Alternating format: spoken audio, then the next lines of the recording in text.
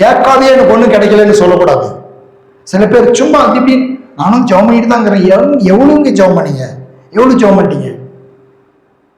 உங்க ஃப்ரெண்டு கிட்ட உட்காந்துட்டு பேசிட்டு இருக்கிறீங்களே, அவளை நேரம் ஜெபம் பண்ணிக்கிறீங்களா? உன்னை பார்க்கறதுக்கு, உன்னை விசாரிக்கிறதுக்கு ஒரு ஃப்ரெண்டு வரான். ஒரு குடிக்காத ஃப்ரெண்டு வரான், இல்ல குடிக்காத நல்ல ஃப்ரெண்டு தான் வரான். அவனோட உட்காந்து உலகத்தின் கதையை, நாட்டு நடப்ப, அப்பாவை, அம்மாவை, சித்தப்பாவை, பெரியமாவை, வாழ்க்கை சரித்திரத்தை 1.5 மணி நேரம் பேசி இருக்கிறீங்களே, 2 மணி நேரம் பேசி இருக்கிறீங்களே, அரை மணி நேரம் பேசி இருக்கிறீங்களே. அவ்வளவு நேரம் தனியாய் அமர்ந்து கண்களை மூடியோ கண்களை திறந்தோ வேதாகமத்தை திறந்து வைத்தோ பாடல் புத்தகத்தை திறந்து வைத்தோ, ஸ்தோத்திரமானவரே நீ நல்லவர் வல்லவர், என் வாழ்க்கைக்கு நீ தேவை, இன்னும் என் வாழ்க்கையில் தேவையான நன்மைகளை உம்மால் கொடுக்க முடியும், உம்மிடத்தில் ஜெபிக்கிறேன், ஜெபிக்கவே எனக்கு தெரியல, உம்மை துதிக்கிறேன் என்று சொல்லி அவரோடு கூட மணிக்கணக்காய் நாள் கணக்காய் வேலை ஸ்தலங்களிலே வேலை செய்கிற பொழுது அவரோடு உறவாடுகிற அந்த உறவினால் நம்முடைய வாழ்க்கையிலே நன்மைகளை எடுத்து பெற்றுக் கொள்கிற ஒரு பழக்கத்துக்கள் வர வேண்டும் என்பதைத்தான் வேதம் நமக்கு அறிவுறுத்துகிறது. நாம் என்ன பண்றோம்? பாஸ்டர் தலைமையில கையச்சு 1 நிமிஷம் ஜெபம் பண்ண உடனே வாழ்க்கை மாறிடணும். என் வாழ்க்கையில் போனோம், ஐயோ எனக்கு அந்த கஷ்டமா இருக்கு, அந்த கஷ்டம் நீங்கிடணும் அப்படின்னு ஒரே வார்த்தை சொல்லிவிட்டோம். நாள் முழுவதும் உலக கதையில் ஈடுபட்டு கொண்டிருப்போம். ஜெபிப்போம். வேதத்தின் ஆக்குனராக இருக்கிற பரிசுத்த ஆவியானவரே, வேதத்தின் மகத்துவங்களை அறிந்து கொள்ளும்படி எங்கள் மனக்கண்களை திறந்தலாம். தகப்பனே, நீ எங்களோடு பேசும் தெய்வம், எங்களோடு பேசுவீராக, எங்கள் உள்ளங்களை உம்முடைய வார்த்தைகளால் நிரப்புவீராக. உம்முடைய பிள்ளைகளாக இருக்கிற எங்களுக்கு தேவையான ஆன்மீக மன்னாவை தந்து எங்களை போஷித்து திருப்தி ஆக்குவீராக. இயேசு கிறிஸ்துவின் நாமத்தில் பிதாவே, ஆமென். எரேமியாவின் புஸ்தகம் 31வது அதிகாரம் 3வது வசனம்.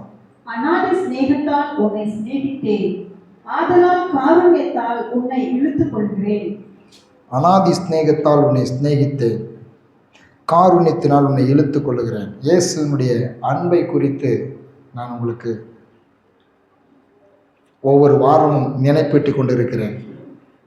ஏன் இதை நினைப்பூட்டுகிறேன்? இயேசுவின் அன்பு தெரியாதா? இயேசு அன்பா இருக்கிறார், இயேசு நேசிக்கிறார்னு தெரியாதான்னாக்கா, ஒரு மனிதன் எவ்வளவுக்கு எவ்வளவு இயேசு அன்புள்ளவர் என்று அறிந்து கொள்கிறானோ அவ்வளவுக்கு அவ்வளவு அவர் மேல் நம்பிக்கை வைக்கிறது மாத்திரமல்ல, அவன் நல்லவனாக மாறுகிறான். அவனுடைய வாழ்க்கையே மாற்றப்படுகிறது இயேசுவின் அன்பினால. இயேசுவின் அன்பினால தான் ஒரு மனிதனுடைய வாழ்க்கை மாற்றப்படுகிறதுன்னு உங்களுக்கு தெரியுமா? நம்மளாம் மாற்றப்பட்டது அவருடைய அன்பினால தான், அநாதி ஸ்நேகத்தினால தான், அவருடைய இரக்கத்தினால தான், அவருடைய காருண்யத்தினால தான். எபேசியர் 2:4. தேவனோ இரக்கத்திலே ஐஸ்வர்யம் உள்ளவராய் நம்மில் அன்பு கூர்ந்த தம்முடைய மிகுந்த அன்பினாலே. தேவனோ இரக்கத்தில் ஐஸ்வர்யம் உள்ளவராய் நம்மில் அன்பு கூர்ந்த தம்முடைய மிகுந்த அன்பினாலே. எல்லாரும் சொல்லுங்க, மிகுந்த அன்பினாலே. எவ்வளவு அன்பாது? மிகுந்த அன்பு. அவ்வளவோ இயேசு நம்மை நேசிக்கிறாருங்க. இயேசு அன்பு கூறுகிறார், ஒவ்வொரு மனிதனையும் அவர் நேசிக்கிறார். லூக்கா எழுதின சுவிசேஷம் 1:77. நமது தேவனுடைய உருக்கமான இரக்கத்தினாலே அவருடைய ஜனத்திற்கு பாவ மன்னிப்பாகிய ரட்சிப்பை தெரியப்படுத்தவும் அவருக்கு முன்னாக நடந்து போவாய். நமது தேவனுடைய உருக்கமான இரக்கத்தினாலே. எல்லாரும் சொல்லுங்க, எந்த இரக்கத்தினால? அப்போ உருக்கமான இரக்கம் மனிதர்கள் மீது உண்டாயிருந்ததுனால தான் பாவ மன்னிப்பாகிய ரட்சிப்பை உலகத்துக்கு அனுப்பினார். சங்கீதக்காரன் கூட பாருங்க, அவருடைய பழைய ஏற்பாட்டில் நியாயப்பிரமாணம் இருந்த நாட்களில் சங்கீதம் 101:1 அவன் சொல்லுகிறான், இரக்கத்தையும் நியாயத்தையும் குறித்து பாடுவேன், கர்த்தாவே உம்மை கீர்த்தனம் பண்ணுவேன். என்னத்தை பாடுறானா? இரக்கத்தையும் உருக்கத்தையும் குறித்து பாடுவேன். அதாவது என்ன சொல்கிறேன்னாக்கா, இன்றைக்கி நாம் எப்படி அவருடைய அன்பை குறித்து பாடுகிறோமோ அதுபோல் இரக்கத்தையும் நியாயத்தையும் குறித்து பாடுவேன், கர்த்தாவே உம்மை கீர்த்தனம் பண்ணுவேன். அவருடைய அன்பை குறித்து பாடுவேன் அப்படின்னு சொல்கிறான். அவ்வளவாய் அவருடைய அன்பு மேலானதாக இருக்கிறது. ஆதியாகமம் 19:16. அவன் தாமதித்துக் கொண்டிருக்கும் போது கர்த்தர் அவன் மேல் வைத்த இரக்கத்தினாலே அந்த புருஷர் அவன் கையையும் அவன் மனைவியின் கையையும் அவன் 2 குமார்த்தர்களின் கையையும் பிடித்து அவனை பட்டணத்திற்கு வெளியே போய்விட்டார்கள். அவன் தாமதித்துக் கொண்டிருக்கும் போது கர்த்தர் அவன் மேல் வைத்த இரக்கத்தினாலே, எல்லாரும் சொல்ல, கர்த்தர் அவன் மேல் வைத்த இரக்கத்தினாலே, இயேசு என் மேல் வைத்த இரக்கத்தினாலே என் கையையும் என்னுடைய குடும்பத்தினுடைய பிள்ளைகளுடைய கையையும் பிடித்து சாபத்திலிருந்து பாவத்திலிருந்து எங்களை வெளியே கொண்டு வந்திருக்கிறார். அன்னைக்கு லோத்து அப்படி கைப்பிடிச்சு இழுத்துட்டு போனாரு. எதனால? இரக்கத்தினால. அதனால தான் எபேசியர் 2:4 வாசித்தோம். மிகுந்த அன்பினால, இரக்கத்தினால தான் ஒரு மனுஷனை பிடிச்சி இழுத்துட்டு வராரு. அன்பின் கயிறுகளால், அவர் மேல் உள்ள அன்புனால தான் பிடிச்சி இழுத்துட்டு வராரு. எத்தனை பேர்த்த இழுத்தாக்கா சில எல்லாரையும் இழுத்து கொண்டு தான் இருக்கிறார். ஆனால் டிஎல் மூடி என்கிறதான தேவ ஊழியக்காரர் சொல்லுகிறார், அவர் அன்பா இழக்கிறாராம். அவர் வல்லமையோட ஒரு நொடியில் ஒரு மனுஷனை கொண்டு வந்துடலாம். ஆனால் ஒரு மனிதனுடைய சுய சித்தத்தில் அவர் தலையிடுகிறதில்ல. அப்படின்னு அழைக்கும், அன்பாய் அழைக்கிறார். யாரும் கம்பல் பண்ணுறதில்ல, இலவசமாய் அழைக்கிறார். அந்த அழைப்பை ஏற்றுக்கொண்டு அவர் கைப்பிடித்து நம்ம இழுக்கும் பொழுது நம் கையை தட்டி விடாமல் அதுக்கு இணைந்து கொடுத்ததுனால்தான் ரட்சிக்கப்படுகிறோம். இந்த இணைந்து கொடுக்கிற வேலை ஒன்றுதான் நம்முடையதாக இருக்கிறது. 1 பேதுரு 1:4. அவர் இயேசு கிறிஸ்து மரித்தோரிலிருந்து எழுந்ததினாலே அழியாததும் மாசற்றதும் வாடாததுமாகிய சுதந்திரத்திற்கு ஏதுவாக ஜீவனுள்ள நம்பிக்கை உண்டாகும்படி தமது மிகுந்த இரக்கத்தின்படியே நம்மை மறுபடியும் ஜெனிப்பித்தார். எல்லாம் சொல்ல, தமது மிகுந்த இரக்கத்தின்படியே என்னை மறுபடியும் ஜெனிப்பித்தார். அப்ப அவர் நம்மை ஜெனிப்பித்தது, அதாவது மறுபடியும் பிறக்க வைத்தது அவருடைய அனாதி அன்பினாலும் இரக்கத்தினாலும். தீத்து 3:5. நாம் செய்த நீதியின் கிரியைகளின் நிமித்தம் அவர் நம்மை ரட்சியாமல் தமது இரக்கத்தின்படியே மறுஜென்ம முழுக்கினாலும் பரிசுத்த ஆவியினுடைய புதிதாக்குதலினாலும் நம்மை ரட்சித்தார். நாம் ரட்சிக்கப்பட்டு இருக்கிறோமே, இயேசுவை ஏற்றுக்கொண்டு இருக்கிறோமே. இந்த உலகத்தில் கோடிக்கணக்கான மக்கள் இயேசுவினில் வந்திருக்கிறார்களே. அதனால் தான் எப்பொழுதுமே நான் ரட்சிக்கப்பட்டுட்டேன், நான் இயேசுவை ஏற்றுக்கிட்டேன் அப்படின்னு சொல்ற அந்த வார்த்தையை விட இயேசு என்னை ரட்சித்தார். ஹல்லேலூயா. எப்படி சொல்றோம்?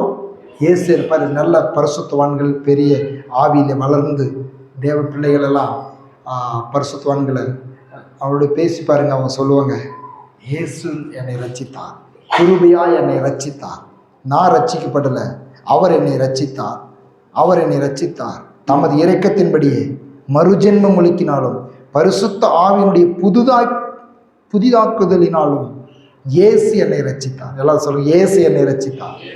அவருடைய இரக்கத்தினாலே என்னை ரட்சித்தார். நெகேமியா 9:27.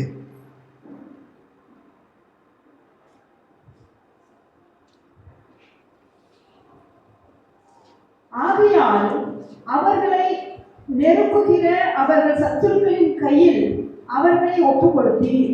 அவர்கள் நெருக்கம் அனுபவிக்கிற காலத்தில் அவர்கள் உம்மை நோக்கி கூப்பிடுகிற போதோ நீர் பரலோகத்திலிருந்து கேட்டு உம்முடைய மிகுந்த இரக்கத்தினால் அவர்கள் சத்துருக்களின் கைக்கு நீங்களாக்கி விடுகிற இரட்சகர்களை அவர்களுக்கு கொடுத்தீர்.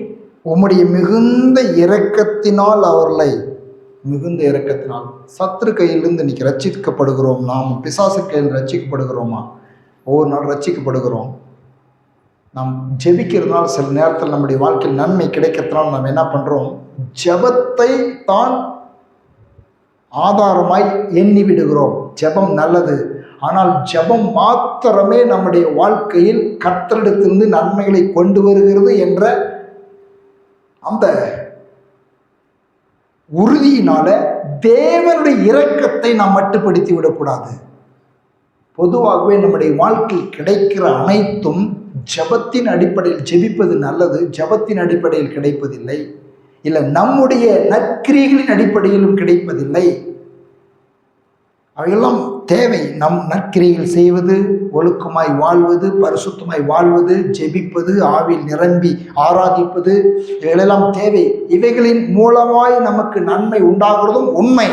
ஆனால் இவைகள் மூலமாய் நன்மையை பெற்றுக்கொள்கிறதுனால இன்னைக்கு அநேகர் காணிக்கைகளை கொடுக்கிறதும் தசம்பாங்களை கொடுக்கிறதும் கர்த்தரை மகிமைப்படுத்துகிறதும் அவசியம். ஆனால் தேவனிடத்திலிருந்து பெற்றுக்கொள்கிற நன்மைகள் இவைகளை ஆதாரமாக வைத்துதான் வருகிறது என்ற எண்ணத்திலிருந்து நாம் வெளியே வந்து நமக்கு கிடைக்கிற ஒவ்வொன்றும் அவருடைய அன்பு, கிருபை, இரக்கத்தினால் கிடைக்கிறது என்ற மனநிலையை நாம் பெரிதாக்கி கொள்ள வேண்டும்.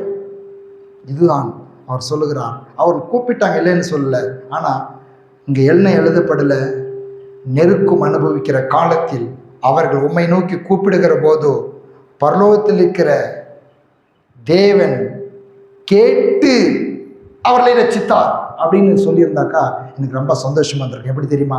சரியப்பா, நான் ஜெபம் பண்ணேன், எனக்கு கொடுத்துட்டாரு, ரொம்ப சந்தோஷம். ஆனால் இடையில ஒரு வார்த்தை கொண்டாந்து நுழைக்கிறாரு. அது என்ன தெரியுமா? மிகுந்த இரக்கத்தினால. பாருங்க, இப்படிப்பட்ட வார்த்தைகள் பல இடங்களில் நீங்கள் பார்க்க முடியும். எதற்கு இத்தனை வசனங்களை நான் காமிச்சுனாக்கா, இந்த இரக்கம், அன்பு, தயவு, ஸ்நேகம் அப்படின்றதெல்லாம் ஒன்னோடு ஒட்டி வருகிறது. நாம் ஜெபிக்கிறோம், இரக்கத்தினால தான் செய்கிறாரு.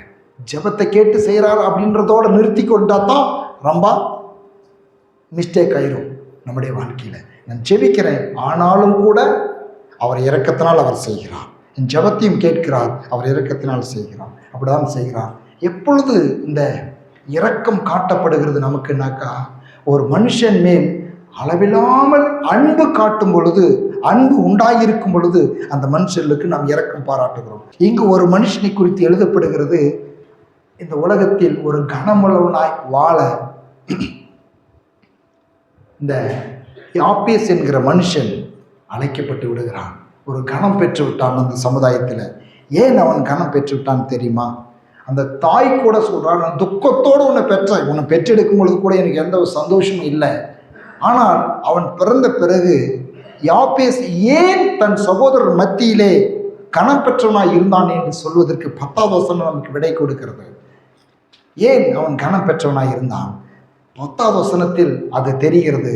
அவன் கர்த்தரை நம்புகிறவனாயிருந்தான், கர்த்தரை பிடித்து கொண்டவனாயிருந்தான்.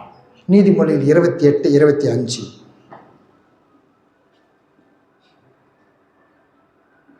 பெருநெஞ்சன் வழக்கை கொள்ளுகிறான், கர்த்தரை நம்புகிறவனோ செழிப்பான். ஏன் யாப்பேஸ் தன் சகோதரரை பார்க்கிலும் கனம் பெற்றவனாய் இருந்தான்? கர்த்தரை நம்புகிறவனோ செழிப்பான். எல்லாரும் சொல்லுங்க, கர்த்தரை, இயேசுவை நம்புகிறவனோ செழிப்பான். சங்கீதம் 112:2. அவன் சந்ததி பூமியில் பலத்திருக்கும், செம்மையானவர்களின் வம்சம் ஆசீர்வதிக்கப்படும். எல்லாரும் சொல்லுங்க, செம்மையானவர்களுடைய வம்சம் ஆசீர்வதிக்கப்படும். இந்த யாப்பேஸ் என்கிறவன் இயேசுவை நம்பினான், இயேசுவை விசுவாசித்தான், அவன் செம்மையாய் அவனை பின்பற்றினான், அவன் கனம் பெற்றவனாய் மாறினான், செபித்தான்.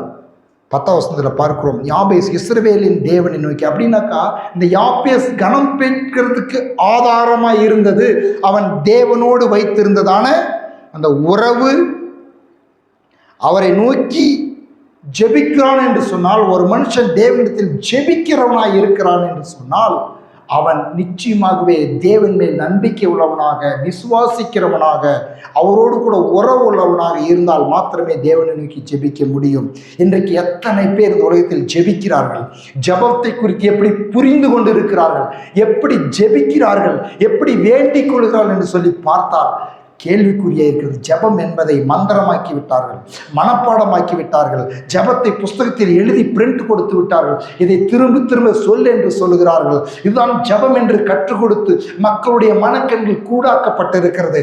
ஜெபம் என்பது தன்னுடைய பரிசுத்த ஆவியை பெற்றுக்கொண்ட ஒரு மனுஷன் உள்ளத்தில் ஆவியானுடைய ஏவுதலோடு கூட நமக்கு என்ன தேவை என்று ஆவியானவர் நமக்குள் இருந்து நமக்குள் அந்த பாரத்தை கொடுத்து அது நம் நாவின் மூலமாக தேவனிடத்தில் மன்றாட்டாக ஆண்டவருடைய வார்த்தையின் அடிப்படையில் தேவனிடத்தில் சமூகத்துக்கு வைக்கிற ஒரு காரியம் என்பதை சரியாய சபைகள் சொல்லிக் கொடுக்காமல் போய்விட்டதும் உண்மைதான். ஆனால் தேவனோடு உறவுள்ள யாப்பேஸ் தேவனை நோக்கி ஜெபிக்கிறான். எல்லையை பெரிதாக்கும், கரம் என்னோடு இருக்கட்டும், தீங்கு என்னை துக்கப்படுத்தக்கூடாது, என்னை விலைக்கு காத்துக்கொள்ளும் என்றார். ஆனால் என்ன ஒரு சந்தோஷமான விஷயம் என்ன என்று சொன்னால், 10வது வசனம் 1 நாளாகவும் 4வது அதிகாரம் 10வது வசனத்தினுடைய கடைசி வரி இந்த வரிதான் என்னை ஆட்டி படைத்து விட்டது, என்னை உலுக்கி விட்ட ஒரு காரியம். அவன் வேண்டிக் கொண்டதை தேவன் அருளினார். அவன் வேண்டிக் கொண்டதை தேவன் அருளினார். என்னங்க இது? சாதாரணமாக தெரியுது ஜெபம். யாப்பேஸ் வேண்டிக் கொண்டது உடனே அவனுக்கு அதை அருளினார். என்னென்னத்தை அருளி இருப்பாரு? ஆசீர்வாதம், எல்லையை பெரிதாக்குறது, கரம் கூட இருக்கிறது, தீங்கு துக்கப்படுத்தாத இருக்கிறது, தீங்குக்கு விலக்கி காத்துக்கிறது. இதை வேண்டிக் கொள்கிறான். அவன் வேண்டிக் கொண்டதை, எல்லாரும் சொல்லு, அவன் வேண்டிக் கொண்டதை தேவன் அருளினார். புரிந்து கொள்ளுங்க, இந்த உலகத்தில் ஒவ்வொரு மனுஷனும் கடவுளிடத்தில் வேண்டிக் கொண்டுதான் இருக்கிறான். ஆனால் அதை பெற்று கொண்டு இருக்கிறானா என்று கேட்டால் அதில் நிறைய கேள்விகளும் பதில்களும் வராமல் இருக்கிறது தான் அதிகமாக இருக்கும். வேண்டுதலுக்கு பதில். ஆனால் இந்த யாப்பேஸ் வேண்டிக் கொண்டான், வேண்டிக் கொண்டதை அருளினார். வேண்டிக் கொண்டான், வேண்டிக் கொண்டதை அருளினார். வேதம் சொல்லுகிறது, வேண்டிக் கொண்டதை நமக்கு தருகிறதற்காகத்தான் அவர் இருக்கிறார். ஏனென்று சொன்னால் சங்கீதம் 65:2 படித்து பாருங்க. ஜெபத்தை கேட்கிறவரே, மாம்சமான யாவரும் உம்மிடத்தில் வருவார்கள். எல்லாரும் சொல்லுங்க, ஜெபத்தை கேட்கிறவரே. இயேசு யாருங்க? ஆமென். ஜெபத்தை கேட்கிறவர். இந்த ஒரு மன நிலை, இந்த ஒரு விசுவாசம் நம்ம உள்ளத்தில் வரும்.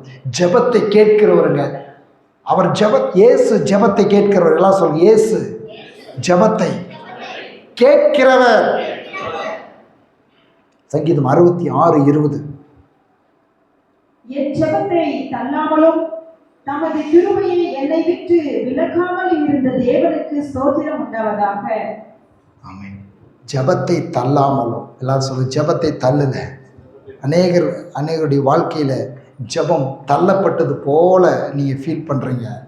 ஆனால் ஆண்டவருடைய வார்த்தை சொல்லுகிறது, அவர் ஜெபத்தை தள்ளுகிறவர் அல்ல. எல்லாரும் சொல்லுங்க, என் ஜெபத்தை தள்ளாமலும் தமது கிருபையை என்னை விட்டு விலக்காமலும் இருந்த தேவனுக்கு ஸ்தோத்திரம் உண்டாவதாக. ஜெபத்தை அவர் தள்ளுறது இல்லைங்க. நாம் ஜெபிக்க தெரியாத அது ஒரு அந்த ஜெபத்தின் அந்த ஒரு மாடலை சரியாய் புரிந்து கொள்ளாத ஜெபத்தை எப்படி நாம் கற்றுக்கொண்டு இருக்கிறோம். பிசாசு டைவர்ட் பண்ணிட்டான்னு தான் சொல்ல முடியும். அலறதெல்லாம் ஜெபம்னு சொல்லி பிசாசு டைவர்ட் பண்ணிட்டான். அலறதெல்லாம் ஜெபம் அப்படின்னு சொல்லி அழிகிற ஆத்மாக்களுக்காக கண்ணீரோடும் என் தலை தண்ணீரும் என் கண் கண்ணீருமானால் நலமாயிருக்கும், திறப்பிலே நின்று ஜெபிக்க ஒரு மனுஷனை தேடினேன் என்று சொல்லி அவர் எரேமியாவிலே ஆத்மாவுகளுக்காக பரிதவிக்கிறவர்களை, பாரத்தோடு ஜெபிக்கிறவர்களை, கண்ணீரோடு ஜெபிக்கிறவர்களை அவர் உதாரணமாய் காட்டியிருந்தாலும், ஜெபம் என்பது எப்பொழுதுமே வெறும் கண்ணீர் அல்ல. ஜெபம் என்பது உண்மையிலே சொல்ல வேண்டும் என்று சொன்னால், நாம் அவருடைய நமக்கு தேவன் கொடுத்திருக்கிற வாக்கு தத்தங்களை அவருக்கு நினைப்பூட்டி நம்முடைய உரிமைகளை கேட்கிற ஒரு காரியமாக இருக்கிறது. அரசாங்கத்தில் ஒரு விண்ணப்பம் போடுங்க அப்படின்னு சொல்கிறாங்க. வேலைக்காக அனௌன்ஸ் பண்ணியிருக்காங்க, விண்ணப்பம் போடுங்கன்னு சொல்கிறாங்க. அது உரிமையை நாம் முறை பிரகாரமாக விண்ணப்பிப்பது அது ஒரு மன்றாட்டாக இருக்கிறது. அப்படித்தான் வேதம் பல நேரங்களிலே நம்முடைய உரிமையை எடுத்துக்கொள்வதற்காக அவருடைய வார்த்தையின் அடிப்படையில் அவரிடத்தில் கேட்பதையே ஜெபம் என்று விளக்குகிறது. சங்கீதம் 102:16. திக்கற்றவர்களுடைய ஜெபத்தை அலட்சியம் பண்ணாமல் அவர்கள் விண்ணப்பத்தை அங்கீகரிப்பார். திக்கற்றவருடைய ஜெபத்தை அலட்சியம் பண்ணாமல் யாபேசுடைய ஜெபத்தை அவர் கேட்டார், வேண்டிக் கொண்டதை அவனுக்கு அருளினார். ஏன் அவர் திக்கற்றவருடைய ஜெபத்தை அலட்சியம் பண்ணாதவர்? எல்லாரும் சொல்லுங்க, திக்கற்றவர்களுடைய ஜெபத்தை அலட்சியம் பண்ணாமலும். எஸ், ஆகவே தான் யாருடைய ஜெபத்தையும் அவங்களுக்கு எப்படி ஜெபிக்கிறாங்களோ அது முக்கியமல்ல, ஆண்டவருடைய இருதயத்தை பார்க்கிறார். ஆகவே அவங்களுக்கு ஜெபிக்க தெரியாமல் இருந்தாலும் கூட யாரையும் கூட நம்ம அற்பமாய் அலட்சியமாய் எண்ணக்கூடாது. ஒவ்வொருடைய ஜெபத்தையுமே அவர் அலட்சியமாய் நினைக்கிறதில்ல. ஒருவேளை இன்றைக்கு வரைக்கும் அநேகர் முறைப்படி ஜெபிக்க தெரியாமல் ஜெபித்து கொண்டிருந்தாலும் கூட அந்த ஜெபத்தையும் கூட கேட்டு அவருடைய வாழ்க்கையிலே நன்மைகளை செய்து கொண்டிருக்கிற இரக்கமும் அன்பும் உள்ள நல்ல இயேசு நமக்கு உண்டு. அநேகர் சொல்லுவாங்க, எனக்கு ஜெபிக்கவே தெரியலைங்க அப்படின்னு. ஜெபிக்க தெரியலேன்னு நம்மளால் சொல்ல முடியாது.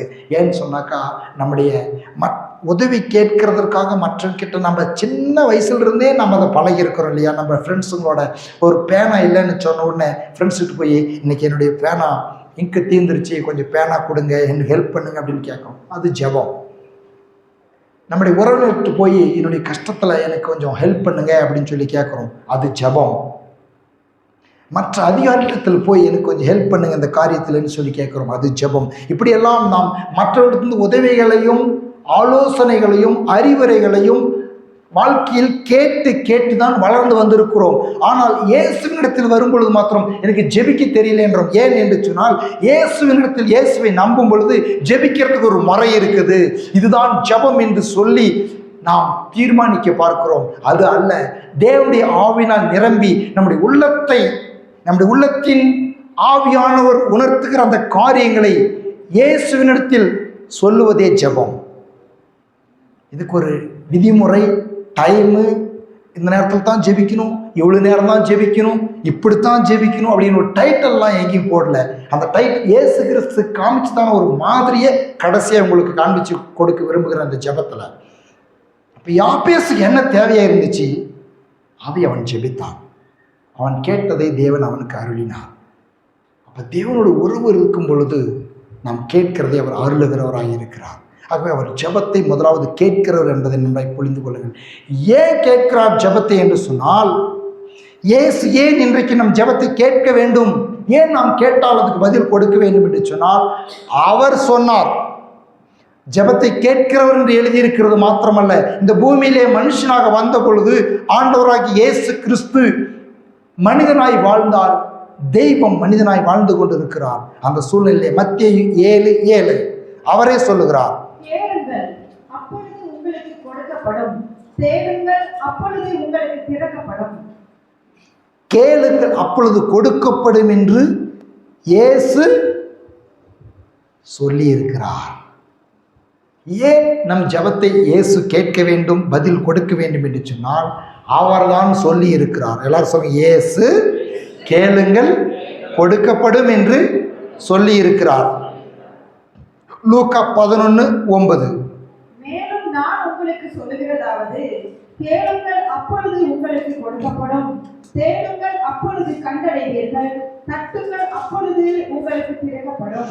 மேலும் உங்களுக்கு சொல்லுகிறதாவது, கேளுங்கள் அப்பொழுது உங்களுக்கு, எல்லாம் சொல்ல, கேளுங்கள் அப்பொழுது உங்களுக்கு கொடுக்கப்படும் என்று லூக்கா 11:9 இயேசுவே நீர் சொல்லி இருக்கிறீரே. சொன்னாரா சொல்லியா? அவர் சொன்னத்தானே எழுதி வச்சிருக்குது. இப்போ நானே எழுதி வச்சேன், இல்லை பரிசுத்தவான்களாக எழுதி வச்சாங்க. அவர் சொன்னதை பரிசுத்த ஆவியானவர் நினைவுபடுத்தி எழுதி வைத்திருக்கிறார். யோவான் 16:24. இதுவரைக்கும் நீங்கள் என் நாமத்தினாலே ஒன்றும் கேட்கவில்லை, கேளுங்கள் அப்பொழுது உங்கள் சந்தோஷம் நிறைவா இருக்கும்படி பெற்றுக் கொள்வீர்கள். அப்போ கஷ்டமா இருக்குது, மனசுக்கு துக்கமா இருக்குது, சந்தோஷம் வேணும்னா என்ன பண்ணணும்? இயேசுவின் நாமத்தில் கேட்க வேண்டும். கேட்டா அவர் தருவன்னு சொல்றாரு. நான் சொல்லல, இயேசு சொன்னது. என்னை நோக்கி இயேசுவின் நாமத்தில், என் நாமத்தில் கேளுங்கள். யோவான் 14:14. என் நாமத்தினாலே நீங்கள் எதை கேட்டாலும் அதை நான் செய்வேன். என் நாமத்தினால் எதை கேட்டாலும் அதை நான் செய்வேன். இங்கு கொஞ்சம் நிதானிச்சு போகணும். எதை கேட்டாலும் சொன்ன உடனே நம்ம எதையெல்லாம் கேட்குறது அப்படின்னு சொல்லி தெரியாமல் சில நேரத்தில் கேட்டுட்டு எனக்கு பதில் வரல அப்படின்னு சொல்லி புலம்புகிற ஒரு காரியம் உண்டு. ஆனால் அதற்காகத்தான் இன்னபடி வேண்டிக் கொள்ளுகிறது என்று தெரியாதிருக்கிற பொழுது பரிசுத்த ஆவியானவர் தாமே வாக்கு கடங்காத பெருமூச்சலோடு நமக்குள்ளிருந்து வேண்டுதல் செய்கிறார். அதனால் தான் எப்பொழுதும் இந்த பரிசுத்தவானுடைய ஜெபம் எப்படி இருக்க வேண்டும் என்று சொன்னால், பழைய ஏற்பட்ட யாபேசின் ஜெபத்தை நான் மாதிரியாய் காண்பித்தாலும் கூட, அவன் ஜெபித்த விதத்தை வைத்து நாம் தியானித்தாலும் கூட, அவனுடைய ஜெபத்துக்கு பதில் கிடைத்தது என்பது உண்மையானாலும் கூட இன்றைக்கு பரிசுத்த ஆவியானவர் நமக்குள் தங்கியிருக்கிற வாழ்க்கையை வாழ்ந்து கொண்டிருக்கிறோம். இயேசுவின் ரத்தத்தால் கழுவப்பட்டு இருக்கிறோம். ஆண்டவராக இயேசு கிறிஸ்துவின் ரத்தம் சிந்தப்பட்டு விட்டது.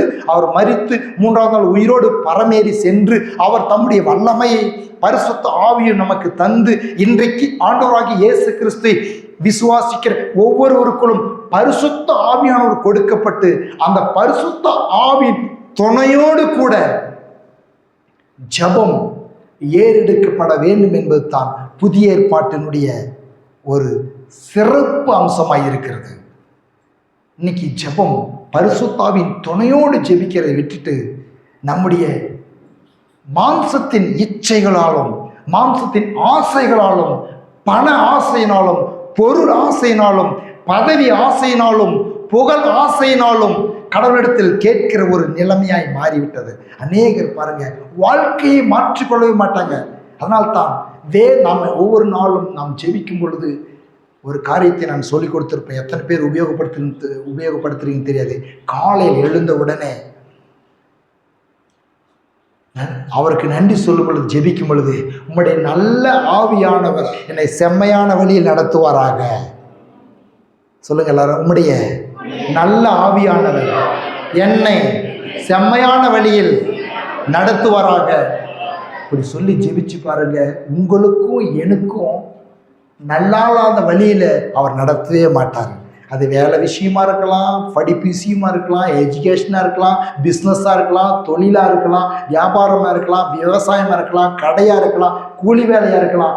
அவருக்கு சித்தம் இல்லைன்னாக்கா நம்மளை அங்கே வச்சுட்டு இருக்க மாட்டார்.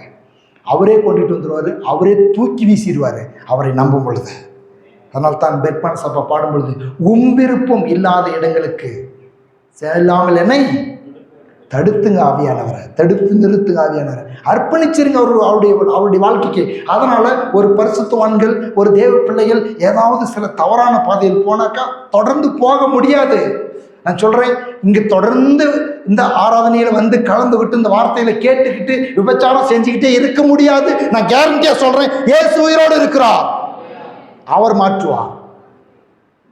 அவரை ஆராதித்துக் கொண்டே, அவரை நேசித்துக் கொண்டே, அவர் வழியில் நடந்து கொண்டே கர்த்தருக்கு பிரியமில்லாத காரியத்தை தொடர்ந்து என்னாலும் செய்ய முடியாது, உங்களாலையும் செய்ய முடியாது. ஏன்னாக்கா உங்களையும் என்னையும் கண்ட்ரோல் பண்ணுகிற பரிசுத்த ஆவியானவர் நமக்குள் இருக்கிறார்.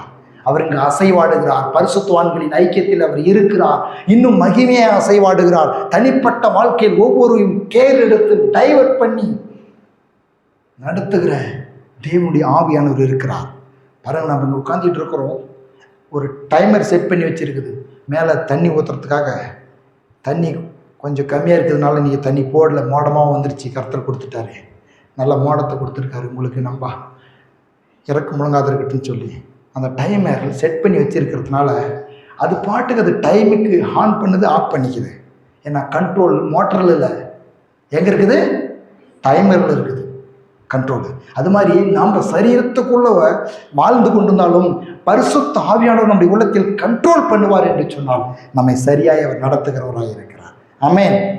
அப்ப கேட்பது, அதாவது எதை கேட்டாலும் பெற்றுக்கொள்ளும் என்று சொல்லும் பொழுது பரிசுத்த ஆவியானவர் நமக்குள் கேட்கவே, முதலாவது எதை கேட்கணும்னு சொல்லி அவர் நமக்குள் நினைவுபடுத்தி அவரே நம் மூலமாய் கேட்க வைப்பார் நமக்கும். அதனால்தான் நான் உங்களுக்கு சொல்லுகிறேன், ஒவ்வொரு தேவ பிள்ளைகளும் இந்த வார்த்தைகளை கேட்டுக்கொண்டிருக்கிறவர்களும் நீங்கள் பரிசுத்த ஆவியில் நிறைந்து ஜெபிக்கிற அனுபவத்துக்குள் ஒவ்வொருவரும் வளர வேண்டும். அல்லேலூயா. எல்லாரும் அந்நிய பாஷையில் ஜெபிக்கணும்னு சொல்கிறேன். நான் அந்நிய பாஷையில் அதிகமாக ஜெபிக்க, ஒரு நாளைக்கு ஒரு அரை மணி நேரம் அந்நிய பாஷையில் ஜெபிக்கிற ஒரு பழக்கத்துக்களை வந்து பாருங்களேன். வந்து தான் பாருங்கள் என்ன ஆகுதுன்னு. நீ அப்புறம் சொல்லுங்கள். ஒரு மாதமோ 2 மாதமோ ஒரு நாளைக்கு அரை மணி நேரம் வீட்டில் சும்மா இருக்கிறீங்க, படுத்து தூங்குறீங்க, வேலை இல்லாதக்கிறீங்க, நைட்டில் சும்மா இருக்கிறீங்க, வேலை முடிச்சுட்டு அரை மணி நேரம் டைம் பார்த்துக்கோங்க. நான் அப்படி தான் நான் பண்ணுவேன். நான் அப்படி இப்போ 9 இன்னைக்கு என்ன டைம் இருக்குது, 9:45ன்னு வச்சுக்கோங்க. 9:45 10-15 வரலும் நான் எதையும் படிக்க மாட்டேன், எதையும் பார்க்க மாட்டேன், எதையும் பாட மாட்டேன், எந்த பாஷையும் சொந்த பாஷையும் பேச மாட்டேன். அரை மணி நேரம் அந்நிய பாஷையில் தான் நான் ஜெபிப்பேன், துதிப்பேன், ஆராதிப்பேன் அப்படின்னு ஒரு தீர்மானம் எடுத்துக்கிட்டு அப்படி செய்வேன். அது ஏதோ ஒன்றை நம்முடைய வாழ்க்கையில் மாற்றுகிறது, ஏதோ ஒன்றை உண்டு பண்ணுகிறது. அது ஆவியானவர் செய்கிற காரியம். இது நம்முடைய வாழ்க்கைக்கு பிரயோஜனமாக இருக்கும். சரி, நான் ஜெபத்தை குறித்து நான் பேசிக்கொண்டிருக்கிறேன். அவர் ஜெபத்தை கேட்கிறவர். எல்லாம் சொல்லுங்க, ஜெபத்தை கேட்கிறவர். யாபேசின் ஜெபத்தை கேட்டார், என்னுடைய ஜெபத்தையும் கேட்பார். அவருடைய நாமத்தில் கேட்கும் பொழுது எனக்கு கிடைக்கும். ஆமென். சங்கீதம் 91 14 15 16. அவன் என்னிடத்தில் வாஞ்சியா இருக்கிறபடியால் அவனை விடுவிப்பேன். என் நாமத்தை அவன் அறிந்திருக்கிறபடியால் அவனை உயர்ந்த அடைக்கலத்திலே வைப்பேன். அவன் என்னை நோக்கி கூப்பிடுவான், நான் அவனுக்கு மறு உத்தரவு அருள் செய்வேன். ஆபத்தில் நானே அவனோடு இருந்து அவனை தப்புவித்து அவனை கனப்படுத்துவேன். நீடித்த நாட்களால் அவனை திருப்தியாக்கி என் ரட்சிப்பை அவனுக்கு காண்பிப்பேன். 15வது வசனம் சொல்லுகிறது, மறு உத்தரவு அருளை செய்வேன். எல்லாம் சொல்லு, மறு உத்தரவு, மறு உத்தரவு. இப்ப ஜெபத்துக்கு மறு உத்தரவு கொடுக்கிற ஒரு ஆண்டவராய் இருக்கிறார் நம்முடைய இயேசு கிறிஸ்து. ஜெபத்துக்கு மறு உத்தரவு கொடுக்கிறவர். எரேமியா 33:3. நான் வசனங்களை வாசித்துட்டு போறேன், எல்லாம் புரட்டுங்க. இருக்கிறவங்க எல்லாம் நான் சொல்ற வார்த்தை கேளுங்க, அப்படியே நீங்க கண்கள் உங்களுடைய வேதாகமத்தை புரட்டுங்க. எரேமியா 33:3. என்னை நோக்கி கூப்பிடு, அப்பொழுது நான் உனக்கு உத்தரவு கொடுத்து நீ அறியாததும் உனக்கு எட்டாததுமான பெரிய காரியங்களை உனக்கு அறிவிப்பேன். ஆமென். எரேமியா 33:3 சொல்றாரு, என்னை நோக்கி கூப்பிடு, உனக்கு அறியாதும் எட்டாதுமான காரியங்களை உனக்கு அறிவிப்பேன் அப்படின்னு சொல்லிட்டு சொல்ற. நான் உனக்கு உத்தரவு கொடுத்து, அதான் மெயினா புரிஞ்சுக்காங்க எல்லாம் சொல்ற, உத்தரவு கொடுத்து. அப்ப கூப்பிடும் பொழுது உத்தரவு கொடுக்கிற ஒரு தேவன் உண்டு. மறந்துடாதீங்க, உங்க வாழ்க்கையில கூப்பிடுறதுல ரொம்ப கவனமா இருங்க. ஏன்னாக்க உத்தரவு கொடுக்கிற ஒருவர் உண்டு. கேட்காதே எனக்கு ஒன்றும் கிடைக்கலன்னு சொல்லக்கூடாது. சில பேர் சும்மா இப்படி நானும் ஜெபம் பண்ணிட்டு தான் இருக்கிறேன். எவ்வளோங்க ஜெபம் பண்ணீங்க? எவ்வளோ ஜெபம் பண்ணிட்டீங்க? உங்க ஃப்ரெண்டு கிட்ட உட்காந்துட்டு பேசிட்டு இருக்கிறீங்களே, அவ்வளோ நேரம் ஜெபம் பண்ணிக்கிறீங்களா? உன்னை பார்க்கறதுக்கு, உன்னை விசாரிக்கிறதுக்கு ஒரு ஃப்ரெண்டு வரான். ஒரு குடிக்கார ஃப்ரெண்டு வரான், இல்லை குடிக்காத நல்ல ஃப்ரெண்டு தான் வரான். அவனோட உட்காந்து உலகத்தின் கதையை, நாட்டு நடப்ப, அப்பாவை, அம்மாவை, சித்தப்பாவை, பெரியமாவை, வாழ்க்கை சரித்திரத்தை 1.5 மணி நேரம் பேசியிருக்கிறீங்களே, 2 மணி நேரம் பேசியிருக்கிறீங்களே, அரை மணி நேரம் பேசியிருக்கிறீங்களே. அவ்வளவு நேரம் தனியாய் அமர்ந்து கண்களை மூடியோ கண்களை திறந்தோ வேதாகமத்தை திறந்து வைத்தோ பாடல் புத்தகத்தை திறந்து வைத்தோ, ஸ்தோத்திரம் ஆண்டவரே, நீ நல்லவர் வல்லவர், என் வாழ்க்கைக்கு நீ தேவை, இன்னும் என் வாழ்க்கையில் தேவையான நன்மைகளை உம்மால் கொடுக்க முடியும், உம்மிடத்தில் ஜெபிக்கிறேன், ஜெபிக்கவே எனக்கு தெரியல, உம்மை துதிக்கிறேன் என்று சொல்லி அவரோடு கூட மணிக்கணக்காய் நாள் கணக்காய் உங்கள் வேலை ஸ்தலங்களிலே வேலை செய்கிற பொழுது அவரோடு உறவாடுகிற அந்த உறவினால் நம்முடைய வாழ்க்கையிலே நன்மைகளை எடுத்து பெற்றுக்கொள்கிற ஒரு பழக்கத்துக்கள் வர வேண்டும் என்பதைத்தான் வேதம் நமக்கு அறிவுறுத்துகிறது. நாம் என்ன பண்ணுறோம்? பாஸ்டர் தலைமையில கை வச்சு ஒரு நிமிஷம் ஜெபம் பண்ண உடனே வாழ்க்கை மாறிடணும். என் வாழ்க்கையில் போனோம், ஐயோ எனக்கு அந்த கஷ்டமாக இருக்குது, அந்த கஷ்டம் நீங்கிடணும் அப்படின்னு ஒரே வார்த்தையில் சொல்லிவிட்டதும் நாள் முழுவதும் உலக கதையில் ஈடுபட்டு கொண்டிருப்போம். நமக்கு காரியம் வாய்க்க வேண்டும் என்று நாம் விரும்புகிறோம். ஆனால் இந்த கூப்பிடு, என்னை நோக்கி கூப்பிடு, என்னை நோக்கி கூப்பிடு அப்படின்னு சொல்கிறது வார்த்தை என்ன தெரியுமா? முன்னாடி வசனங்களை வாசிக்கும் பொழுது உங்களுக்கு காண்பித்து கூப்பிடுன்னு சொன்னால் என்ன தெரியுமா? தொடர்ந்து லூக்கா எழுதின சுவிசேஷத்தில் ஆண்டவர் ஜெபத்தை குறித்து சொல்லுகிறார், சோர்ந்து போகாமல் தொடர்ந்து வேண்டிக் கொண்டிருக்கிற காரியம் எதற்கு தெரியுமா? தொடர்ந்து வேண்டிக் கொள்றது அவருக்கு காது கேட்கலன்றதுக்காக அல்ல, அவர் கொஞ்சம் லேட் பண்ணுறான்றதுக்காக அல்ல. உங்களையும் நீங்களும் நான் இந்த பாவம் சாபம் நிறைந்த உலகத்தில் வாழ்ந்து கொண்டிருக்கிறோம். நமக்கு ஜபத்துக்கு பதில் வந்து சேராதபடிக்கு தடுக்கிற அந்தகாரத்தின் கிரியைகளின் வல்லமைகள் செயலிழக்கும் வரை ஜெபிக்கிறதான். அப்படி அவளை செயலிழக்க பண்ணி ஜபத்தின் பதிலை பெற்றுக்கொள்கிறது தான் நம்முடைய வேலையாக இருக்கிறது. ஜெபித்த உடனே பதில் கொடுக்கிறது அவருடைய வேலையாக இருக்கிறது. சங்கீதம் 34:4-6. நான் கர்த்தரை தேடினேன், அவர் எனக்கு செவி கொடுத்து என்னுடைய எல்லா பயத்துக்கும் என்னை நீங்களாக்கி விட்டார். அவர்கள் அவரை நோக்கி பார்த்து பிரகாசம் அடைந்தார்கள், அவர்கள் முகங்கள் வெட்கப்படவில்லை. இந்த ஏழை கூப்பிட்டான், கர்த்தர் கேட்டு அவனை அவன் இடுக்கண்களுக்கெல்லாம் நீங்களாக்கி ரட்சித்தார். இந்த ஏழை கூப்பிட்டான், கர்த்தர் கேட்டாரா? எரேமியால கூப்பிடும் பொழுது கேட்டாரா? சங்கீதம் 91 கூப்பிடும் பொழுது கேட்டாரா? சங்கீதம் 34 கூப்பிடும் பொழுது 6வது வசனத்தில் கேட்டாரா? கேட்டு. அப்போ இவங்களாம் என்ன, இவங்களை சும்மா எழுதி வச்சிருக்கிறாங்களா? இல்லை சும்மா எழுதி வச்சிருக்கார? பரிசுத்த ஆவியானவர் கூப்பிடும் பொழுது கேட்டார், ரட்சித்தார். ஆதியாகமம் 28:18-22. யாக்கோபு எழுந்து தன் தலையின் கீழ் வைத்திருந்த கல்லை எடுத்து அதை தூணாக நிறுத்தி நீட்டி அதன் மேல் எண்ணெய் வார்த்து அந்த ஸ்தலத்திற்கு பெத்தேல் என்று பெயரிட்டான். அதற்கு முன்னே அவ்வூருக்கு லூஸ் என்னும் பெயர் இருந்தது. அப்பொழுது யாக்கோபு, தேவன் என்னோட இருந்து நான் போகிற இந்த வழியில என்னை காப்பாற்றி உண்ண ஆகாரமும் உடுக்க வஸ்திரமும் எனக்கு தந்து என்னை என் தகப்பன் வீட்டுக்கு சமாதானத்தோட திரும்பி வர பண்ணுவார். ஆனால் கர்த்தர் எனக்கு தேவனாய் இருப்பார். நான் தூணாக நிறுத்தின இந்த கல் தேவனுக்கு வீடாகும். தேவரீர் எனக்கு தரும் எல்லாவற்றிலும் உனக்கு தசமபாகம் செலுத்துவேன் என்று சொல்லி பொருத்தனை பண்ணி கொண்டான்.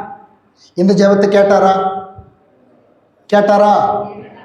கேட்டு அவன் திரும்பி வரும் பொழுது உண்ண ஆகாரமும் உடுக்க வஸ்திரமும் மாத்திரமல்ல, இவன் கேட்டது என்னது? என்னை காப்பாற்றணும், என்னோட கூட இருக்கணும், காப்பாற்றணும், ஆகாரம் வஸ்திரம். ஆனால் ஆண்டவர் தந்தது என்னது?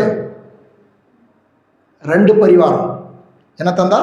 2 பேர். அதனால்தான் கேட்கும் பொழுது நம்முடைய கேட்கிறதின் அளவை வைத்து அவர் ஆசீர்வதிக்கிறவர் அல்ல. சரி, ஓகே. ஜெபம் பதில், ஜெபித்தால் பதில் உண்டு. இத்தனை பேர் ஜெபித்தார்கள், இயேசு பதில் கொடுத்தார். இங்கே எல்லா இடத்திலும் பதில் கொடுத்தது இயேசு தான்.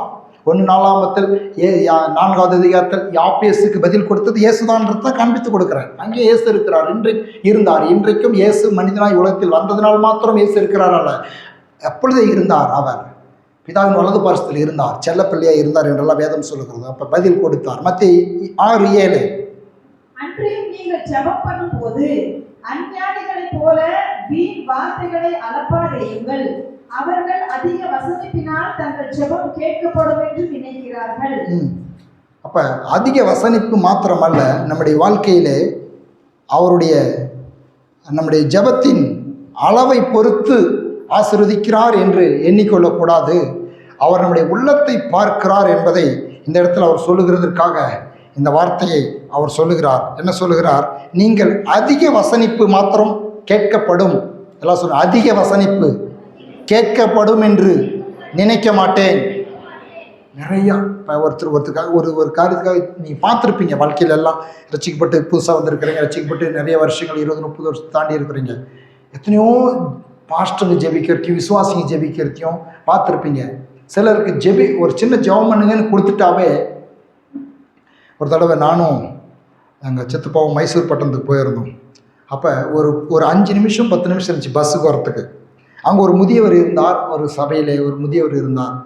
சரி, நாங்கள் புறப்படும் பொழுது அவர் முதியவராக இருக்கிறாரே, ஒரு ஜெபம் பண்ணிட்டு போயிடுவோமே அப்படின்னு சொல்லிட்டு, இன்னொரு 5 நிமிஷம் இருக்குது பஸ்ஸுக்கு டைமு, அதுக்குள்ளே ஒரு சின்ன ஜெபம் பண்ணிடுங்க அப்படின்னு சொல்லி நானும் எங்கள் சித்தப்பா அவங்களும் 2 பேரும் அவர்கிட்ட ஒரு ஜெபம் பண்ணுன்னு கேட்டுக்கிட்டோம்.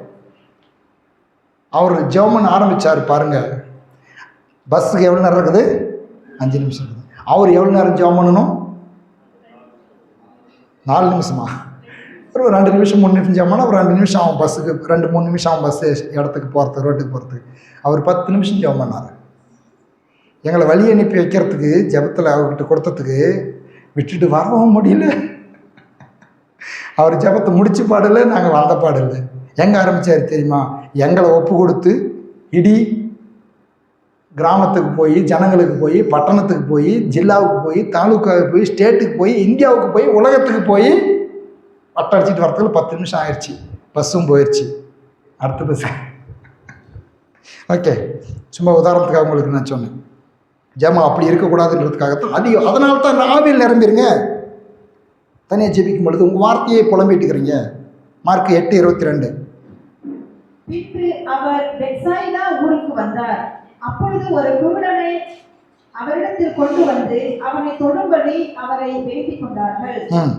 அவர் குருடனுடைய கையை பிடித்து அவனை கிராமத்துக்கு வெளியே அழைத்து கொண்டு போய் அவன் கண்களில் உமிழ்ந்து அவன் மேல் கைகளை வைத்து, எதையாகிலும் காண்கிறாயா என்று கேட்டார். அவன் ஏறிட்டு பார்த்து, நடக்கிற மனுஷரை மரங்களைப் போல காண்கிறேன் என்றான். பின்பு அவர் மறுபடியும் அவன் கண்களின் மேல் கையை வைத்து அவனை ஏறிட்டு பார்க்கும்படி செய்தார். அப்பொழுது அவன் சொஸ்தமடைந்து யாவரையும் தெளிவாய் கண்டான். மார்க் 8:22 வேண்டிக் கொண்டார்கள். 25 சொல்லுகிறது சொஸ்தமடைந்து தெளிவாய் கண்டான். ஜெபம் பதில். எல்லாம் சொல்ல, ஜெபம் பதில். அடுத்து லூக்கா 5:12-13. பின்பு அவர் ஒரு பட்டணத்தில் இருக்கையில் குஷ்டரோகம் நிறைந்த ஒரு மனுஷன் இயேசுவை கண்டு முகங்குப்புற விழுந்து, ஆண்டவரே, உமக்கு சித்தமானால் என்னை சுத்தமாக்க உம்மாலே ஆகும் என்று அவரை வேண்டிக் கொண்டான். அவர் தமது கையை நீட்டி அவனை தொட்டு, எனக்கு சித்தம் உண்டு, சுத்தமாகு என்றார். உடனே குஷ்டரோகம் அவனை விட்டு நீங்கிற்று. என்னாச்சு? குஷ்டரோகம் அவனை விட்டு ஜெபம் பதில். எல்லாம் சொல்லுங்க, ஜெபம் பதில். யோவான் 4:49-50. அதற்கு ராஜாவின் மனுஷன், ஆண்டவரே, என் பிள்ளை சாகிறதற்கு முன்னே வர வேண்டும் என்றான். இயேசு அவனை நோக்கி, நீ போகலாம், உன் குமாரன் பிழைத்திருக்கிறான் என்றார். அந்த மனுஷன் இயேசு சொன்ன வார்த்தையை நம்பி போனான். அவன் போகையில் அவனுடைய ஊழியக்காரர் அவனுக்கு எதிர்கொண்டு வந்து, உம்முடைய குமாரன் பிழைத்திருக்கிறான் என்று அறிவித்தார்கள். ஜெபம் சொல்லுங்க எல்லாரும், ஜெபம் பதில். அப்ப இது எல்லாம் நீங்கள் யாப்பேசின் ஜெபத்திலிருந்து நாம் எடுத்து தொடர்ச்சியா நாம் தியானிச்சோம். வெறும் யாப்பேசின் ஜெபத்தை மாத்திரம் கேட்டவர் அல்ல. ஏன் யாப்பேசின் ஜெபத்தை கேட்டார்னு சொன்னால், ஏற்கனவே அவர் ஜெபத்தை கேட்கிறவர் என்று வேதம் அவரை சித்தரிக்கிறது. அவர் ஜெபத்தை கேட்கிறவர், அந்த ஜெபத்தை கேட்கிறார். அவரிடத்தில் வேண்டிக் கொள்கிற காரியங்களை அவர் தருகிறார். அவருடைய சித்தத்தின்படி வேண்டிக் கொள்ளும் பொழுது அவைகளை தருகிறார். கேளுங்கள் கொடுக்கப்படும் என்று அவர் சொல்லியிருக்கிறார். எத்தனையோ பரிசுத்தவான்களுடைய ஜெபத்தை கேட்டு அவர் பதில் கொடுத்திருக்கிறார். இன்றைக்கும் உங்களுடைய என்னுடைய ஜெபத்தை கேட்டு பதில் கொடுக்கிறவராக இருக்கிறார். நாம் ஜெபிக்க கற்றுக்கொள்கிறது அல்ல, ஜெபிக்க ஆவியானுடைய துணையை அண்டிக் கொள்ள வேண்டும். மெயின் பாயிண்ட் ஞாபகம் வச்சுக்காங்க. ஜெபிப்பதற்கு சொல்லுங்க எல்லாம், ஜெபிப்பதற்கு பரிசுத்த ஆவியின் துணை வேண்டும். அதனால ஜெபத்தை கற்றுக் கொடுங்க அப்படின்னு சொல்லி சீசருக்கு கேட்கும் பொழுது ஆண்டவர் இதையே வளைச்சி சொல்லுங்கப்பான்னு சொல்லலை. This is a model. இது ஒரு டெமோவாக வச்சுக்காங்க. இதன் அடிப்படையில் ஜெபிங்க. அப்போ நம்மளுக்கு இன்னைக்கு ஜெபிப்பதற்கு அடிப்படை என்ன தெரியுமா? இயேசுவின் வாக்கு தத்தங்களும் பரிசுத்த ஆவியானவரும். இவை பரிசுத்த ஆவியின் துணையோடு அவருடைய வாக்கு தத்தங்களை எடுத்துக்கொண்டு அவருடைய சமூகத்தில் நாம் நிற்கும் பொழுது நம்முடைய ஜெபத்துக்கு பதில் கிடைக்கிறதா இருக்கிறது என்பதைத்தான் இந்த நாளிலே நாம் புரிந்து கொள்கிறோம். நாம் எழுந்து நிற்போம். அவருடைய ஜெபத்தை நான் வாசிக்கிறேன். இதை பல இடங்களில் சொல்லுகிறது உண்டு. பல இடங்களில் இதை சொல்கிறாங்க. இதை எனக்கு ஒவ்வொரு ஆராதனையின் முடிவிலும் கூட இந்த ஜெபத்தை, கர்த்தருடைய ஜெபத்தை சொல்லலாம்னு சொல்கிறாங்க. அதில் அது ஒரு பாரம்பரியமாகவோ ஒரு சடங்காச்சாரமோ மாறிவிடக்கூடாது என்பதற்காகத்தான் பல இடங்களில் நான் இது பயன்படுத்துறதில்ல. இது உங்களுக்காக இன்றைக்கு நான் வாசித்து காண்பிக்கிறேன். இதை நீங்கள் அறிக்கையாக கூட பண்ண வேண்டியது இல்லை. இது எப்படி ஆண்டவர் இயேசு கிறிஸ்து தம் சீஷர்களுக்கு ஜெபிக்க கற்றுக் கொடுத்தார் என்று சொல்லி இருந்தாலும் கூட ஆண்டவர் சொல்கிறார், நீங்கள் ஜெபம் பண்ண வேண்டிய விதம் என்று சொல்லி தான் அங்கே அவர் கற்றுக் கொடுக்கிறார். ஜெபம் பண்ண வேண்டிய விதம், அதெல்லாம் சொல்ல விதம் இது அல்ல, விதம் வேற. அப்போ ஒரு காரியத்தை நன்றாய் புரிந்து கொள்ள வேண்டும். இந்த மாதிரி லைட்டு போடுங்க அப்படின்னு சொல்கிறோமே தவிர இதையே போடுங்கன்னு சொல்லலை. புரிஞ்சவங்களுக்கு இப்போ நான் ஏதாவது ஒன்று காமிக்கணும் அப்படின்னு சொன்னாக்கா இவங்க பிரதர்கிட்ட சொல்லும் பொழுது, பிரதர் இந்த மாதிரி இந்த மாடலில் இதை செய்யுங்க அப்படின்னு சொல்லும் பொழுது, இதையே செய்யுங்க அப்படின்றதுக்கும் இந்த மாடலை செய்யுன்றதுக்கும் வித்தியாசம் இருக்குது. அப்போ இயேசு ஒரு மாடலை கற்றுக் கொடுத்தார், விதத்தை கற்றுக் கொடுத்தார். இதெல்லாம் அதில் அடங்கியிருக்கணும். அதாவது ஜெபிக்கும் பொழுது இவைகள் எல்லாம் அடங்கியிருக்க வேண்டும். இந்த அம்சங்கள் எல்லாம் இருக்க வேண்டும். பரிசுத்த ஆவியானவர் நம்மை நிரப்பி ஜெபிக்க வைக்கும் பொழுது அவைகள் எல்லாம் தானாய் வரும். பரிசுத்த ஆவியில் துணையோடு ஜெபிக்காமல் நம்முடைய சுயத்திலிருந்து ஜெபிக்கும் பொழுது, நம் மாம்சத்திலிருந்து ஜெபிக்கும் பொழுது, அதோடு கூட நம்முடைய சஞ்சலத்தில் ஜெபிக்கும் பொழுதுதான் என்ன பண்ணும்? புலம்பலும் கண்ணீரும் வரும். என்னைக்குமே நாம் நம்முடைய சூழ்நிலைகளை பார்த்து தான் நாம் ஜெபிக்க போகிறோம். சூழ்நிலைகளை பார்த்து மாத்திரம் ஜெபிக்கிறதில்ல. சூழ்நிலைகள் நமக்கு கஷ்டமாக இருக்கும் பொழுது அவனுடைய சமூகத்தை போய் ஜெபி தவறு என்று சொல்லவில்லை.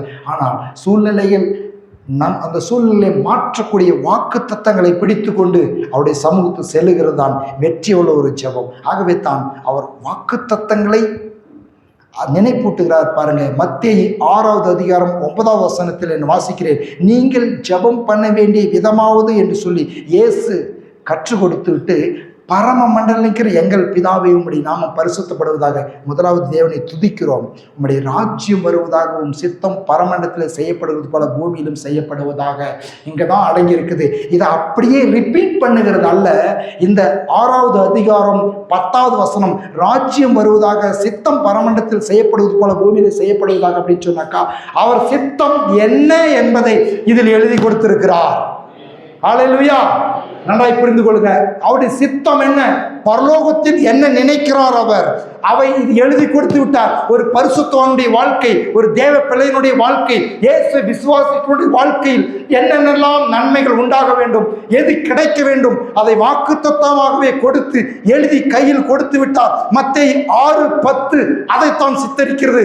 அவருடைய சித்தமும் அவருடைய ராஜ்யமும் பரலோகத்தில் என்ன அவர் விரும்புகிறார், அது நம்முடைய வாழ்க்கையில் என்ன செய்யப்பட வேண்டும் என்பதையும் வேதத்தில் எழுதியிருக்கிற வார்த்தையை அங்கே காண்பிக்க வேண்டும். அந்த ரெக்கார்டை எடுத்து போடணும், ரெக்கார்டுகள் எடுத்து போடணும். சுகத்துக்காக ஜெபிக்கும் பொழுது அவர் கொடுத்திருக்கிற ஆயிரக்கணக்கான வாக்கு தத்தங்களை வாயில கூட சொல்லாத, மனசுல கூட நினைக்காத, ஆண்டவரே சுகம் தாரும், ஆண்டவரே சுகம் தாரும் என்று சொன்னால் அவர் கேட்கிறார். நன்றாய் புரிந்து கொள்ளுங்க.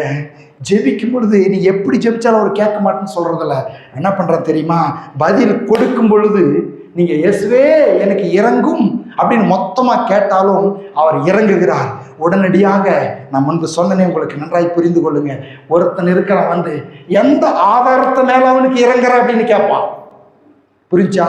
இப்போ கோர்ட்டில் ஒரு மனுஷன் குற்றவாளி கொண்டு நினைச்சிட்டு இருக்கிறான் அப்படின்னாக்கா, ஜட்ஜ் அவனை இவன் நிரபராதி அப்படின்னு இவனை விடுதலை ஆக்குறான் அப்படின்னு சொன்ன உடனே எதிர்கட்சிக்காரர் என்ன சொல்லுவான், எந்த ஆதாரத்தை மேலே அவனை விடுதலை ஆக்கணும் பொழுது அவனுக்கு ஆதாரம் காமிக்கணும். அதுக்காகத்தான் நீங்கள் ஜெபிக்கும் பொழுது ஆண்டவரிடத்தில் வார்த்தைகளை சொல்லும் பொழுது ஆண்டவர் அந்த வார்த்தைகளை பிசாசு எதிர்த்து நிற்க முடியாது. நமக்கு ஜெயம் உண்டாகிறதா இருக்கிறது. அவருடைய 10ஆம் வசனம் சொல்லுது, ராஜ்யம் சித்தம் வேதத்தில் எழுதியிருக்கிற வார்த்தைகள். அடுத்து ஆகாரத்தை கொடுங்கன்னு கேட்குறாங்க. கடனாளிகள் நாங்கள் மன்னிக்கணும்னு சொல்கிறாங்க. சோதனைக்கு உட்படாமல் பிசாசின் தீமையில் எங்களை காத்துக்கொள்ளும் அப்படின்னு சொல்லும் பொழுது, ராஜ்யம் வல்லமையும் மகிமையும் என்றென்றைக்கு உம்முடையதே அப்படின்னு சொல்லி மீண்டும் அவரை மகிமைப்படுத்துகிற ஒரு காரியம். இந்த அம்சங்கள் எல்லாம் ஜெபத்தில் அடங்கி இருக்கும் பொழுது யாபேசின் ஜெபத்துக்கு பதில் கொடுத்த ஆண்டவர் நம் ஜெபத்துக்கும் பதில் கொடுக்க இன்றைக்கும் உண்மையுள்ளவராக இருக்கிறார். இரண்டு கரங்களை வைத்து நன்றி சொல்லுவோமா? கேட்ட வார்த்தைக்காக நாங்கள் நன்றி செலுத்துகிறோம். யாபேசின் ஜெபத்தை கேட்டு அவன் கேட்டதை அவனுக்கு அருளினார். நாங்கள் கேட்கிறதும் எங்களுக்கு கிடைக்கும். ஒவ்வொருடைய வாழ்க்கையிலும் ஆண்டவரே பரிசுத்தாவின் துணையோடு வேத வசனங்களின் அடிப்படையில் ஜெபிக்க ஆவியானவர் எங்களுக்கு கற்றுக் கொடுப்பீராக, உதவி செய்வீராக. ஒவ்வொருடைய ஜெபத்தை கேட்பீராக. நீ ஜெபத்தை கேட்கிறவர் நம்முடைய வாக்கு தத்தங்களை சொல்லி பரிசுத்த ஆவியான துணையோடு கூட அந்நிய பாஷையிலும் பரிசுத்த ஆவியின் ஏவுதலினாலும் ஜெபிக்கும்படியாக எங்களுக்கு கற்றுக் கொடுப்பீராக. இந்த வசனங்களுக்காய் நன்றி. நம்முடைய பரிசுத்த ஆவியினர் தொடர்ந்து ஜெப வாழ்க்கைக்குள் எங்களை ஒன்றை கட்டுவீராக. ஜெப ஆவியினால் எங்களை நிரப்புவீராக. இயேசு கிறிஸ்துவின் நாமத்தில் ஜெபிக்கிறோம் பிதாவே, ஆமென். என் ஆத்துமாவே கர்த்தரை ஸ்தோத்திரி, என் முழு உள்ளமையுடைய பரிசுத்த நாமத்தை ஸ்தோத்திரி. என் ஆத்துமாவே கர்த்தரை ஸ்தோத்திரி, கர்த்தர் செய்த சகல உபகாரங்களையும் என்றும் மறவாதே, ஆமென். பிதாவாகிய தேவனுடைய அன்பும் இயேசு கிறிஸ்துவின் கிருபையும் பரிசுத்தவானுடைய ஐக்கியமும் சமாதானமும் சந்தோஷமும் நம் அனைவரோடும் என்றென்றும் இருப்பதாக, ஆமென். ஹல்லேலூயா, ஹல்லேலூயா.